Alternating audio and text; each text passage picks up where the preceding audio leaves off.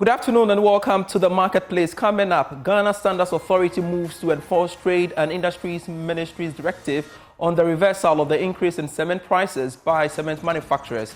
We are live with the Ghana Standards Authority. Also in this bulletin, some banks deny holding dollars and manipulating dollar price quotes, a move said to be contributing to CD pressure currently. There's a client demand for it. So if I don't have CD cover for it and I demand the dollar, what CDs am I using to pay for it? I must give you, it's a spot settlement. As soon as you give the dollar, I must give you the CDs.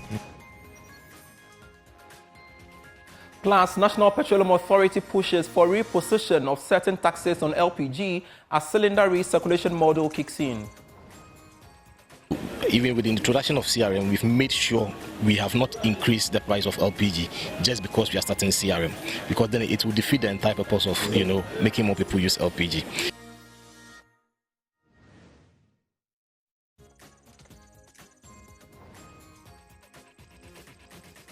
We have details of these and many others, including showbiz, in the next 30 minutes. Please stay on.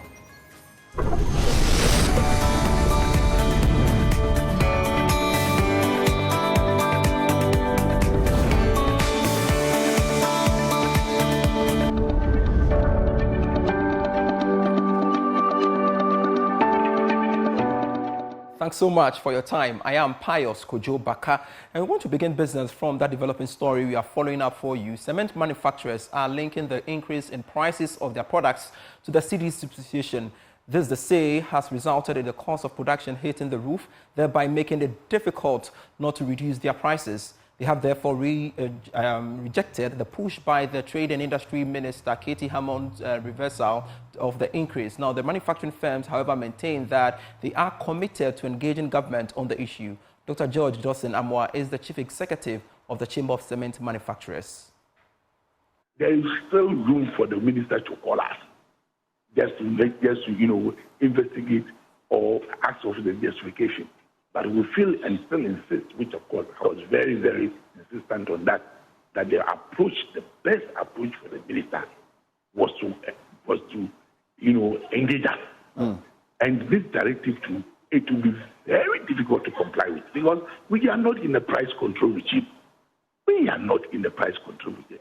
And we are talking about production cost. We are talking about what really goes into production.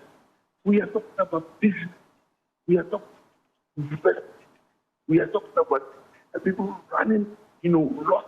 Investment are not run. Dr. Dawson, quickly, I want to know the way forward on this matter.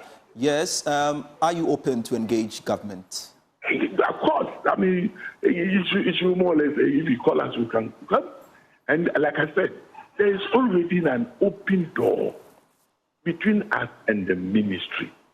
I can even show you a copy of the Memorandum of Understanding that at any point in time, each party can approach, we can engage.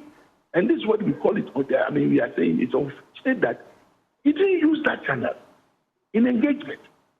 And so, in that engagement. So if really now it's like, it has to be reversed for us to meet and justify it. Yes. We do that.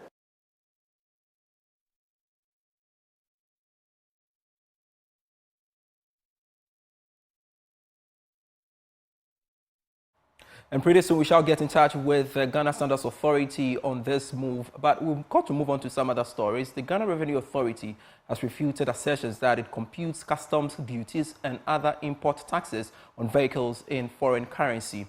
According to the GRA, claims that it calculates duties in foreign currency are misleading and should be disregarded. The authority issued a statement to that effect, and pretty soon we shall flash it on your screens. There you go. Now, allow me read some portions of the statement to you as issued by the Ghana Revenue Authority. It reads, the Ghana Revenue Authority has followed media's discussions on the computation of customs duties and other import taxes on vehicles in foreign currency. The claims that GRA calculates duties in foreign currency are misleading and should be disregarded. The basis we understand for this, according to the Ghana Revenue Authority, are misleading. Now, in addition to the cost of vehicle, insurance and charges must be added to form the base for the calculation of duties and taxes. The cost, insurance, and freight that the CIF values are quoted in international convertible currencies such as dollars, euros, pounds sterling, etc. It goes on to say that the CIF value is then converted into Ghana cedis at the prevailing Bank of Ghana exchange rate. Rates of duty and other taxes are then calculated on the item in Ghana cedi. The duty and taxes are not quoted in foreign currency but in cedis. And we want to engage the president of the Ghana Union of Traders Association, Dr. Joseph, for being on the back of this. Thanks so much, sir, for joining us on the marketplace. Now, the GRA says it doesn't compute custom duties and other import taxes on vehicles in foreign currency, contrary to claims that it does so. So, your initial reactions? Yeah.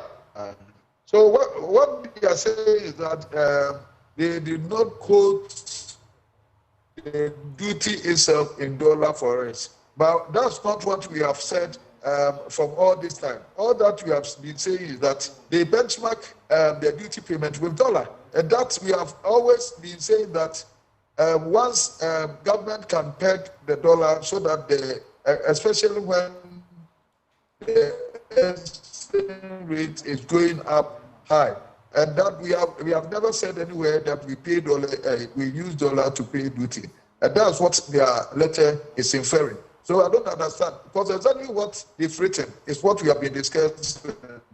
The only difference here is that the exchange rate goes up, and then it makes the duty payment go up. So we said that the duties are benchmarked with a duty payment is mentioned the Bank of Ghana rate. Why did they mention it? Because they use it to calculate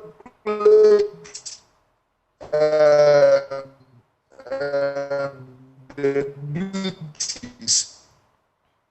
Hello? Yeah, Dr. Obeng, we can hear you. Hello? All right, it seems we are having some internet challenges there. We shall rectify that and, of course, bring Dr. Obeng to speak to the issues in relation to the Ghana Revenue Authority statement regarding the computation of some items in foreign currencies, and he's been reacting to that. As and when he comes on, we shall bring him on to speak to us on the subject matter.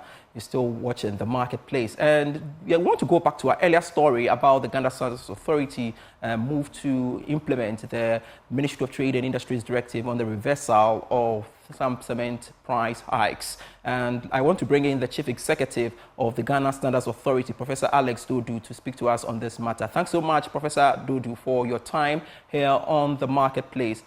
First off, what went into this directive by the Trade Ministry, which we understand that Ghana Standards Authority played a role?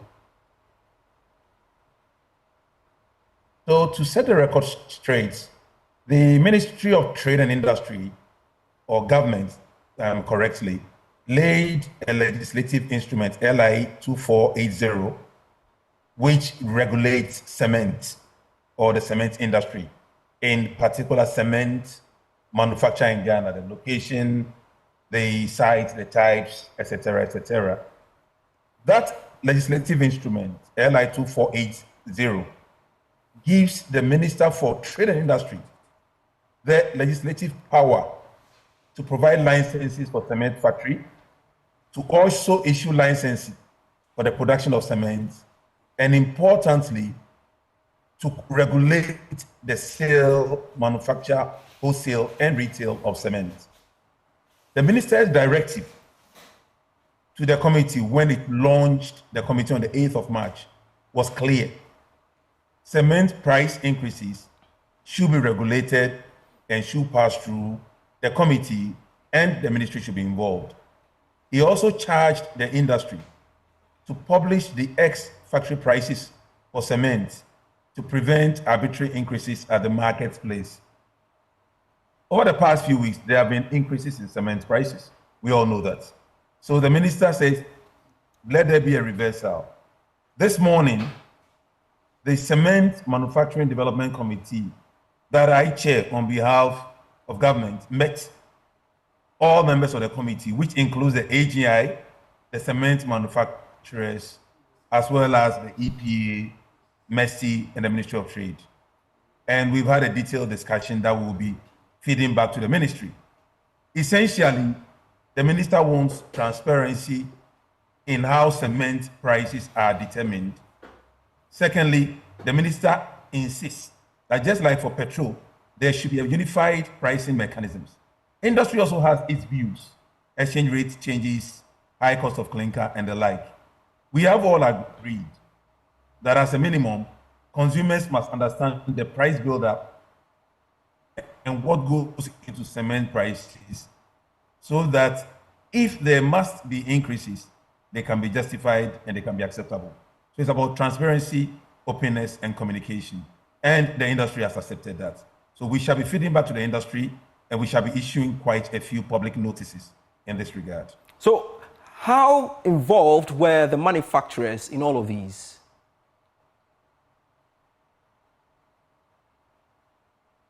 So the Cement Manufacturing Development Committee has a representative of the manufacturers. In this instance, is the AGI Cement Subsector Group. And the chairperson is Dr. Frank Huber, who happens to be the CEO for GASEM. But he is on the committee as a rep of cement manufacturers from the AGI. Secondly, the Right Reverend Dr. Dustin Amwa represents the Chamber for Cement Manufacturers in Ghana, and he is also on the committee. So we have two manufacturers essentially on the committee, and the committee is made up of 9 members. So the manufacturers are heavily involved. All right, so if I get you right, which means Dawson Amwa, for instance, yesterday was on with us on this subject matter and did say that, well, they weren't engaged. So therefore, attempts by the ministry to say that, well, they should reverse their decision to increase cement price fall flat. I believe Reverend Bishop Dawson Amwa is very much a member of the committee. He could not join today, but I have spoken with him. His view is that the increases were necessitated by certain factors. The ministry's view is that consumers in Ghana must be carried along. The minister's expert, Professor Magbedi Akun of BRRI, did put a point across that of all the factors influencing cement prices, one is key, that is exchange rate fluctuation. Industry did say that inflation is part to blame, but the modeling and the cost buildup indicates that inflation plays only a small amount. The industry contends that the dollar and electricity fluctuations have contributed, and they have promised that by close of day on Monday, we would have their cost buildup to evaluate and to arrive at a fair compromise with all Ghanaians. And we promise not just multimedia, but multimedia and all other players, transparency in the way cement is priced so that increases cannot and will not be arbitrary. Listening to their concerns, which of course you've alluded to, which happens to be the cedi depreciation and other macroeconomic fundamentals, for which reason they found it necessary to increase the prices of cement. Again, how do you intend to bridge that gap between them and the Ministry of Trade and Industry as a way of, them making their point to, go ahead and increase cement prices? So there's one reality. According to the industry, 2/3 of the cost of cement is determined by clinker. All clinker used in Ghana is imported. Yes, we are making moves to substitute 50% of clinker using clay, which information we will pass on separately at a different forum, and that will happen this year. But before that happens, or till that happens, clinker will be imported. And if clinker indeed is 2/3 of cement, as they did say, then it is an inevitable fact that the price of cement will be driven by the exchange rate of the cedi to a significant extent. And these are issues which are realities that we have to discuss with our minister. But Honorable Katie Amon is clear on one thing. There must be protection for consumers. And where costs are unavoidable and necessary because of exchange rate or any other factor, Honorable Ketiamon is keen that this must be transparent, this must be public, and this must be communicated openly, not just to the minister, but to all Ghanaians. So I believe his call is more about consumer protection and transparency in the pricing and in the sale of cement. I appreciate that, but again, these manufacturers are in business, and already some multinationals are bowing out. So really, they also have a legitimate concern, right? They do, and what we are saying is that if it is a direct, let's put it this way, they are importing clinker. Any exchange rate fluctuation will be passed on to the consumer in cedi terms.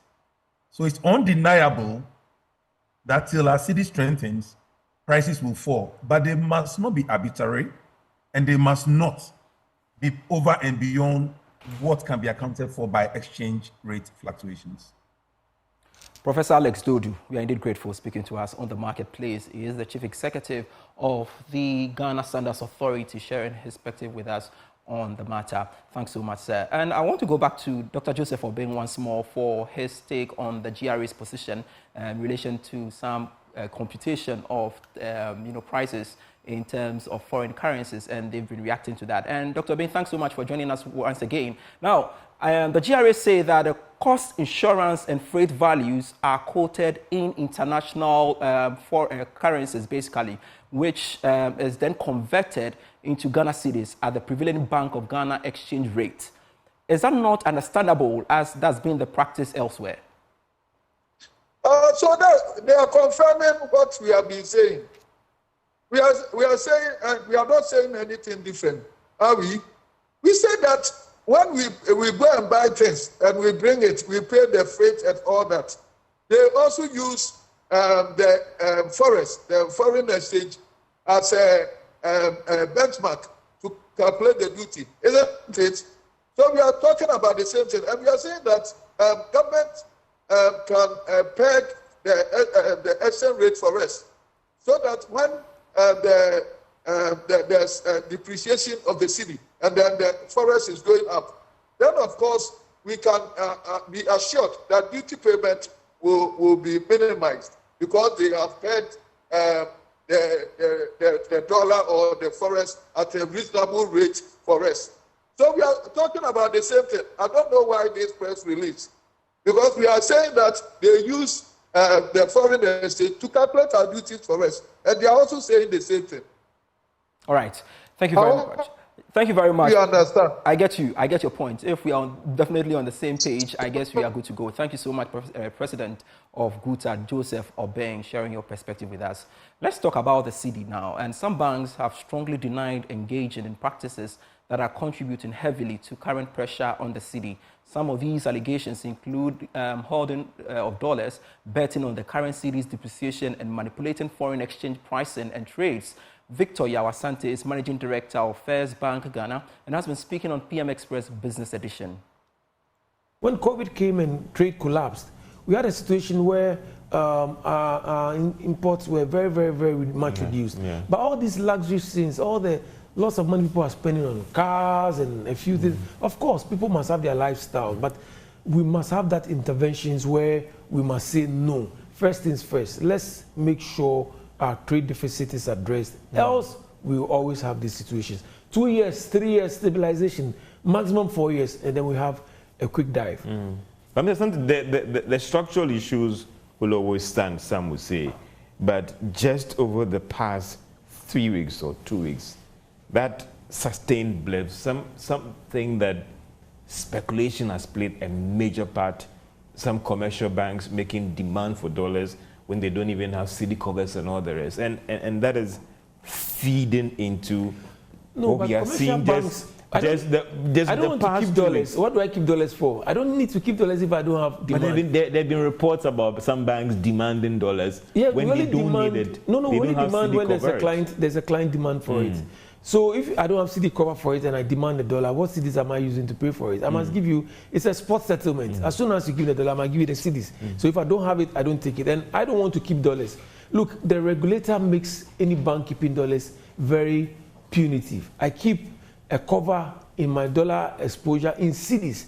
To the extent that recently some banks even wanted to charge people for just keeping dollar balances in them. So the regulation that we have now is very punitive, and the regulators are also sucking out a lot of cedis from banks using the new CR rules and so on. So those are more problematic for banks now than even keeping dollars. I don't want to keep dollars if there's no demand. I only go to central bank when I get an aggregation of my demand for my customers who ask me to do settlements and payments for them, and then I go to central bank. So it's not fair for those who are out there thinking that absolutely the commercial banks but have contributed to...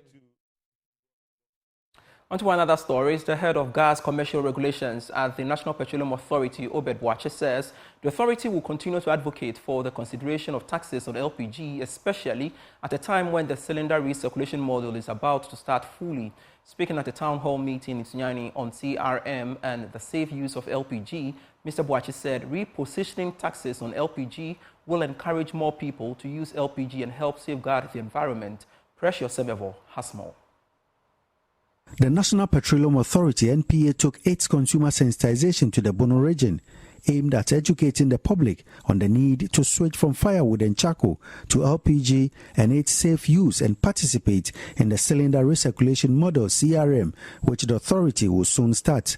At a town hall meeting in Sunyani, the regional manager, Kwejo Danwapia, said the target is to achieve 50% access to LPG for cooking by 2030. Hence, they will continue to address barriers to access and usage. Government considered all these issues that have created barriers to people in using LPG and came up with what we call the cylinder recirculation model.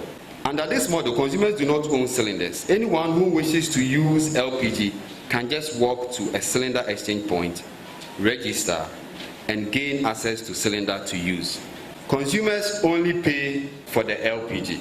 The CRM is an efficient mode of distribution of LPG as it brings LPG closer to consumers, addresses safety issues, and creates more jobs for our people. The head for gas commercial regulation at NPA, Obed Crane Boakye, explained that consumers worry about the quantity of LPG they can afford is catered for under the CRM. For instance, a common question we get is, I buy in small quantities, how can I be part of it?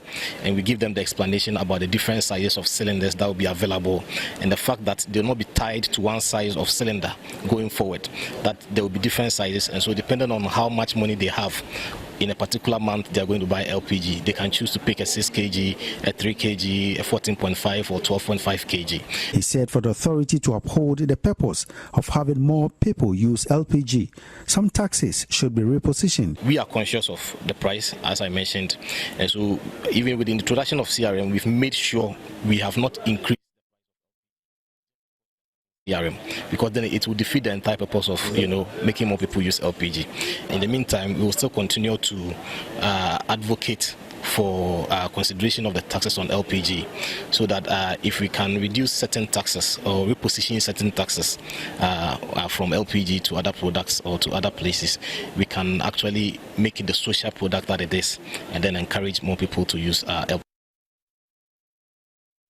Time now for showbiz, and as the digital space expands, more creators are populating social media platforms with entertainment and information in various forms, such as videos, text, and audio. But what are they getting in return for all this content? Platforms such as YouTube and TikTok are paying creators for their contributions, but Ghanaian creators want Facebook to follow suit. Today's On Showbiz segment, culture journalist Kenneth Awachida joins us via Zoom to help us understand this issue. And of course, he's been monitoring these conversations and joins us live for more on that. Thanks so much, Ken. And quickly, I want you to tell me the returns that comes along with this. And of course, it's clear that monetization is crucial for sustainability of the creative industry. Have there been any efforts to address this issue? So, Kojo, when it comes to monetization, basically, it's a big deal in the creator space. For instance, if you look at the fact that Facebook alone has about 3 million active monthly users, you understand that the revenue that goes into various hands over there is quite huge. And it's the reason why some content creators here in Ghana are wondering why they are yet to be roped in when it comes to monetization on these platforms. And when it comes to Facebook, monetization has been very, high in, for instance, the US, the UK, and some European countries, and some parts of the Asian and the Pacific area. But when it comes to Africa, for instance, there's only 2 countries that are allowed to monetize. For instance, there's Egypt and there's South Africa. They are the only 2 countries that are allowed to monetize their product or their videos on the social media platform as well. And so that's the reason why more content creators in other areas are calling for them to be roped into this to ensure that they all benefit, because at least they are all, creators who, produce content, for which reason these platforms basically exist. And so if they're dividing the pie among the people who create content for them, then Africa definitely is a place that has to have a space in that area. And I guess the returns are really impressive, for which reason they are making this big call. Exactly, because if you look at the numbers that Facebook is making when it comes to revenue annually, it is quite huge. They made about over $100 billion somewhere last year in terms of revenue. So it is some big money that's going in there, and it will help creators if that a portion of that pie is given to them. So comparing that to other platforms, for instance, Facebook we know has about 3 million active monthly users. On the next that comes after that is YouTube, and then followed by Instagram and then TikTok. But when you look at YouTube, for instance, it is actively providing monetization for creators no matter where you come from.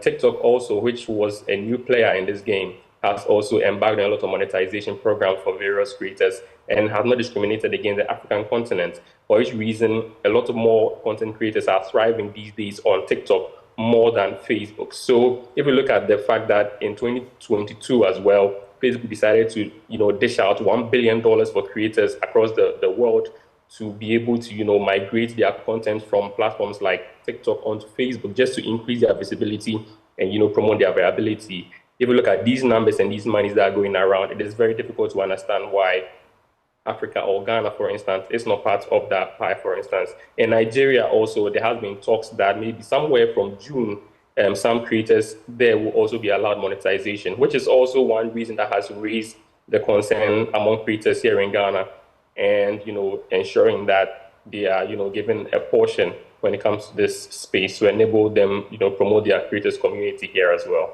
Thank you very much, Ken Awachidakon, for joining us on Showbiz. Is a regular on the Showbiz segment. That's it for the bulletin. I am Pius Kojo Baka. For more stories, do log on to myjoyonline.com/business. More stories on that portal. Do visit there. See you at 5 p.m. on Business Live.